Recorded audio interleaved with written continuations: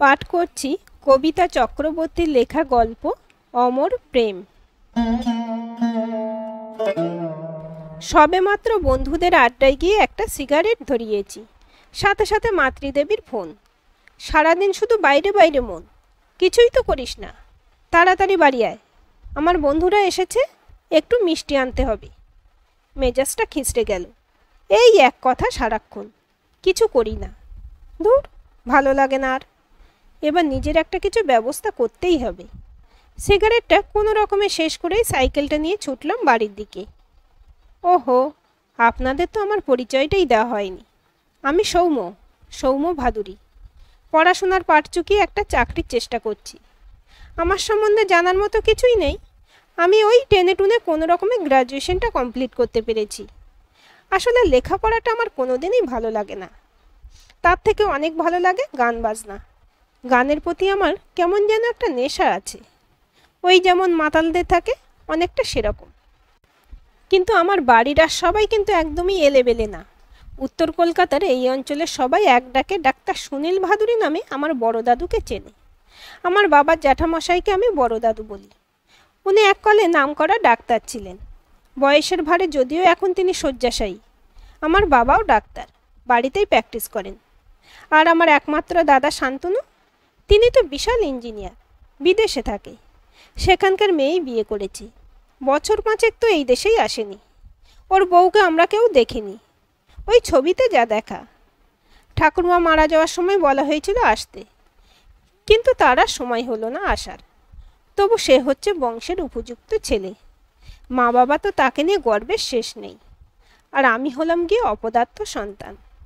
আমার একটা ছোট গানের দল আছে, ওই যাকে ব্যান্ড বলে। আমার ইচ্ছে এই দল নিয়ে আমি একদিন ঠিক নাম করব। সবাই এক ডাকে চিনবে আমাকে, আমার ব্যান্ডকে। কিন্তু বাবা মার কথা হলো ওটা ঘরের খেয়ে বনের মোষ তাড়ানো। শুধু বড় দাদু আমাকে সাপোর্ট করে। দাদু বলে, দাদু ভাই, তোমার জীবন, তুমি যাতে খুশি থাকো সেটাই করবে। নিজের ভালো লাগাকে কোনোদিন অন্যের জন্য ত্যাগ করবে না। তাতে সাকসেস হয়তো আসে, কিন্তু নিজে সেই শূন্যেই থেকে যেতে হয়। মিষ্টি নিয়ে পাড়ায় ঢুকতে গিয়ে আবার সেই সুরেলা গানের আওয়াজে আমার পা দুটো একটুর জন্য থামিয়ে দিল। মাসখানেক হলো চৌধুরী বাড়ির নিচের তলায় নতুন ভাড়াটিয়া এসেছে। মাঝে মাঝে তাদের বাড়ি থেকে সন্ধ্যার সময় বেশ গানের আওয়াজ শোনা যায়। যিনি গান করেন বেশ সুন্দর গলা, মনে হয় দাঁড়িয়ে শুনি। আর জানালার কাছে একটু এগিয়ে গেলাম, দেখলাম একটা অল্প বয়সী মেয়ে তানপুরা নিয়ে গান গাইছে। ওদিকে তাড়া ছিল, সেজন্য বাড়ির দিকে পা বাড়ালাম। কিন্তু ওই গানের রেশটা মনের মধ্যে রয়েই গেল। খুব ইচ্ছে করছিল ওই মেয়েটার সাথে আলাপ করার। আসলে গানটা আমার কাছে নেশার মতো। মনে মনে ভাবছিলাম, এরকম একজন ফিমেল সিঙ্গার আমাদের দলে থাকলে খুব ভালো হয়। আলাপ করার সুযোগটা হঠাৎই পেয়ে গেলাম। ওষুধের দোকানে গেছিলাম বড় দাদুর ওষুধ কিনতে। সেখানেই সেও গিয়েছিল। খুচরো টাকা নিয়ে একটা সমস্যা হচ্ছিল। আমি তখনকার মতো দিয়ে দিয়েছিলাম। বলেছিলাম এক পাড়ায় থাকে, কোনো এক সময় দিয়ে দেবেন। কিন্তু সে ধার রাখতে চায়নি, বাড়িতে যেতে বলল। একটু নানা করেও কি একটা টানেই তার সাথে গেলাম তার বাড়িতে। ভিতরে ঢুকলাম। ভাড়া বাড়িতে দুটোই ঘর। প্রথম ঘরে বসলাম। একাই বসে আছি। সে ভিতরে গেছে। কিছু কথা শোনা যাচ্ছে ভিতরের ঘর থেকে। আর একজন যার গলা শোনা যাচ্ছে, মনে হলো অসুস্থ, কোনো মহিলার গলা। খুব ধীরে ধীরে কথা বলছেন। একটু পরে টাকা নিয়ে ঘরে ঢুকলো মেয়েটি। অনেক ধন্যবাদ জানিয়ে অনুরোধ করলো চা খাওয়ার জন্য। হ্যাঁ করলাম। আসলে আমারও ইচ্ছে করছিল গানের ব্যাপারে আমাদের দলের কথা ওকে শোনানো। অনেক কথাই হলো এরপর চা খেতে খেতে। দু একবার এরপর ওই বাড়িতে গেছি। মেয়েটির নাম নিশা, বেনারসের বাড়ি। অসুস্থ দিদিমাকে নিয়ে এসেছে কলকাতায় কোনো ডাক্তারের কাছে। সাথে ওর মাও এসেছে। একদিন ভিতরের ঘরে ঢুকে দেখলাম খুব বয়স্ক একজন মহিলা বিছানায় শুয়ে আছেন। কঙ্কালসার চেহারা, তবে দেখেই বোঝা যায় এককালে ভীষণ সুন্দরী ছিলেন। গানের দলের কথা বললাম নিশাকে। ওকে একদিন আমাদের গানের দলে নিয়ে গেলাম। ওরও খুব ইচ্ছে, কিন্তু এখানে তো বেশি দিন থাকবে না। দিদিমা একটু সুস্থ হলেই ওরা বেনারসে চলে যাবে। ওখানে ওর একটা গানের স্কুল আছে। একদিন ও আমাকে জিজ্ঞাসা করলো, আচ্ছা তোমরা এখানে কতদিন আছো? তুমি কি এখানকার সব কিছু চেনো? বললাম, আমরা প্রায় 100 বছরেরও বেশি এখানে আছি, অনেক কিছুই চিনি। কোনো তোমার কিছু দরকার? উত্তরে কিছুক্ষণ ইতস্তত করে নিশা বলল, একটা ঠিকানা দরকার। তার আগে তোমাকে কিছু কথা বলবো। এখানে তুমি ছাড়া তো আমার কোনো বন্ধু বা সেরকম চেনা কেউ নেই। একজন পরিচিত আছেন, তিনি এখানে ব্যবস্থা করে দিয়েছেন, কিন্তু আমি তোমাকেই সব বলতে চাই। আমি ওর মুখের দিকে তাকিয়ে থাকলাম, ও আমার দিকে তাকিয়ে বলতে থাকলো, পাশের ঘরে যাকে দেখলে তিনি আমার দিদিমা, এককালে বেনারসের নামকরা বাইজি রোশনিবাই। তার গানের টানে আর রূপের টানে অনেক বড় বড় মানুষ তার কুঠিতে আসতো, কিন্তু হঠাৎ করেই তার গলায় একটা সমস্যা হয়। পরিচিত একজনের সাহায্যে একজন বড় ডাক্তার দেখানো হলো। তিনি কিছুদিনের জন্য কলকাতা থেকে বেনারসে গিয়েছিলেন কোনো দরকারে। কিছুদিন সেই ডাক্তারের কাছে চিকিৎসা করার পর সম্পূর্ণ সুস্থ হলেন উনি। কিন্তু ততদিনে সেই ডাক্তারকে সে নিজের মনটা দিয়ে বসেছিলেন। ডাক্তারও তাই, দুজনে দুজনকে ভালোবেসে ফেলেছিলেন। ডাক্তার কথা দিয়েছিলেন তাকে বিয়ে করে সুস্থ একটা জীবন দেবেন, তাকে কলকাতায় নিয়ে যাবেন। তারপর ডাক্তার কলকাতায় চলে গেল বাড়িতে জানানোর জন্য। কথা ছিল 1 মাসের মধ্যেই তাকে নিয়ে কলকাতায় যাবেন। এরপর 1 মাস চলে গেল, 2 মাস চলে গেল। ততদিনে রোশনিবাই তার পেশা ছেড়ে দিয়েছেন, কারণ ডাক্তারের নির্দেশ ছিল সেটা। আর একটা কারণও ছিল, সে যে তখন সন্তান সম্ভবা। এরপর ডাক্তারের চিঠি আসলো, তাতে সে লিখল সে আর কোনোদিন বেনারসে যাবে না। বাবা মা কঠিন প্রতিজ্ঞায় তাকে বেঁধেছেন, তাদের কথা অমান্য করলে তারা আত্মহত্যা করবেন। রোশনি যেন তাকে ভুলে যায়। না, রোশনি তাকে ভোলেনি, আর সন্তানের কথাও তাকে জানায়নি। শুধু মাথায় তুলে নিয়েছিল 1 চিলতে সিঁদুর। সেই কুটি ছেড়ে বেরিয়ে এসেছিল। এরপর এক আশ্রমে স্থান পেয়েছিল, সেখানেই মেয়ের জন্ম দিয়েছে। সেই মেয়েকে মানুষ করেছেন আশ্রমে থেকেই। মেয়ে চাকরি পেয়েছে, মেয়েকে ভালো পাত্র দেখে বিয়ে দিয়েছেন। আর আমি হচ্ছি তার নাতনি। এত কিছু আমি কিছুই জানতাম না, শুধু শুনেছিলাম দাদু নাকি দিদিমাকে ছেড়ে দিয়েছিলেন, তাই উনি আশ্রমে ছিলেন। মা চাকরি পাওয়ার পর ওরা আশ্রম ছেড়ে নিজেদের আলাদা বাড়িতে উঠেছিলেন। এখন আমি, বাবা, মা, দিদিমা একসাথে থাকি। হঠাৎই একদিন দিদিমার সুটকেস থেকে একটা ছেঁড়া ডায়েরি আমার হাতে আসে। তাতে কিছু কিছু কথা লেখা ছিল, সেই চিঠিটা ছিল, আর একটা ঠিকানা ছিল। দিদিমা আর বেশি দিন বাঁচবে না, ডাক্তার জবাব দিয়ে দিয়েছেন। কিন্তু আমি ডায়েরির ব্যাপারে জিজ্ঞাসা না করে পারিনি। তখন ওনার মুখ থেকেই সব জানতে পারি। আর শেষ ইচ্ছে উনি জানিয়েছেন, ডাক্তারবাবু যদি বেঁচে থাকেন তবে একবার উনি দেখতে চান। আর আমি সেই উদ্দেশ্যেই এখানে এসেছি। নিশা ডায়েরিটা আমার হাতে দিয়ে বলল, এখানে সেই ডাক্তারের ঠিকানাটা আছে, যদি ওনার খোঁজ পাওয়া যায় একটু চেষ্টা করে দেখো। ঠিকানাটা দেখে চমকে উঠলাম। ডাক্তার সুনীল ভাদুরী, মানে বড় দাদু, আমার বড় দাদু। তাই জন্যই উনি আজীবন বিয়ে করেননি। দুজনের এত ভালোবাসা, অথচ কোনোদিন পূর্ণতা পেল না এই ভালোবাসা। চেয়ার ছেড়ে উঠে দাঁড়ালাম। নিশাকে বললাম, আমি চিনি ওনাকে, খুব ভালো করে চিনি। তবে উনিও শয্যাশায়ী, খুব অসুস্থ। তুমি চিন্তা করো না, ওনাদের দুজনের মিলন আমরা এই জন্মেই ঘটাবো, না হলে যে বড় অন্যায় হবে। নিশা অবাক হয়ে আমার মুখের দিকে তাকিয়ে থাকলো। ওকে আরও অবাক করে বললাম, উনি আমার দাদু হন, আমার বাবার জ্যাঠামশাই। খুব অসুস্থ উনিও, বলতে পারো আমার সবথেকে প্রিয় বন্ধু। একমাত্র উনি আমার সব কিছুকে সাপোর্ট করেন। কিন্তু এত গল্প করেন, কোনোদিনও তো জানতে পারিনি ওনার জীবনের এই ঘটনা। অবশ্য সেভাবে জানতেও চাইনি। এখন বুঝতে পারছি কেন উনি আজীবন অবিবাহিত জীবন কাটালেন, শুধুই একজনকে ভালোবেসে। এরপর নিশাকে নিয়ে আমাদের বাড়িতে আসলাম। মা একটু বাঁকা চোখে তাকালো। বললাম, আমার বন্ধু, পাড়ায় নতুন এসেছে, খুব ভালো গান করে। মা কি বুঝলো জানি না, আমার অত সময় নেই। সোজা বড় দাদুর কাছে নিয়ে গেলাম নিশাকে। দাদু তখন খবরের কাগজ পড়ছিল। আমাকে আর নিশাকে দেখে অবাক হয়ে গেল, কারণ আজ পর্যন্ত কোনো মেয়ে বন্ধু আমার বাড়িতে আসেনি। নিশার সাথে দাদুর পরিচয় করিয়ে দিলাম। আমার বন্ধু, পাড়ায় নতুন এসেছে। নিশা দাদুকে প্রণাম করলো। এরপর নিশা দাদুর সাথে অনেক কথা বলল। নিশার বাড়ি বেনারসে শুনে দাদু একটু অন্যমনস্ক হয়ে পড়ল। সেটা আমাদের দুজনের চোখ এড়ালো না। নিশাকে আগেই শিখিয়ে এনেছিলাম, আজ যেন ও দাদুকে অন্য কোনো কথা না বলে। যতই হোক অসুস্থ মানুষ, হঠাৎ আবেগে শরীর যদি খারাপ হয়। না, নিশা কোনো কথা তোলেনি। নিশাকে বাড়ি পর্যন্ত এগিয়ে দিয়ে এসে আবার দাদুর ঘরে গেলাম। যেহেতু দাদুর সাথে আমার খুব বন্ধুত্ব, দাদু একটু চোখ টিপে বলল, কি দাদু ভাই, মনে ধরেছে নাকি মেয়েটাকে? না হলে তুমি তো কোনো বান্ধবীকে কোনো দিন বাড়িতে নিয়ে আসোনি। আমি লজ্জা পেয়ে বললাম, কি যে বলো দাদু, আমি তো তোমার মতো কোনো দিন বিয়েই করব না ভেবেছি। এই যে, তুমি কি ভালো আছো সারা জীবন? দাদু সাথে সাথেই বলে উঠল, না দাদু ভাই, এ কথা বলো না। একা থাকার বড় যন্ত্রণা। এরকম জীবন যেন কখনোই বেছে নিও না। বলেই উদাস চোখে জানালার দিকে তাকিয়ে থাকলেন দাদু। দাদুকে বললাম, আচ্ছা দাদু, তুমি কোনো দিন কাউকে ভালোবেসেছো? এরকম প্রশ্ন আমি কোনো দিন আগে করিনি। অবাক হয়ে আমার মুখের দিকে একটু তাকিয়ে বলল, ভালোবাসলেই কি সবাই ভালোবাসার যোগ্য হয়? আমি যে অযোগ্য একটা মানুষ। ভালোবাসা আমার জীবনে নেই যে, তাই তো এই জীবন। দেখলাম দাদুর চোখটা ছলছল করে উঠল। বললাম, রোশনি কে দাদু? চমকে উঠল দাদু, ভীষণভাবে কাশতে থাকলো। বিষম খেয়েছি বোধহয়। তাড়াতাড়ি এক গ্লাস জল মুখের সামনে ধরলাম। এক ঢোক খেয়েই জিজ্ঞাসা করল, এই নাম জানলে কি করে দাদু ভাই? এই নামে তো বহু বছর আগে একজনকে চিনতাম আমি। আমি বললাম, আর সে বেনারসে থাকতো, তাই তো?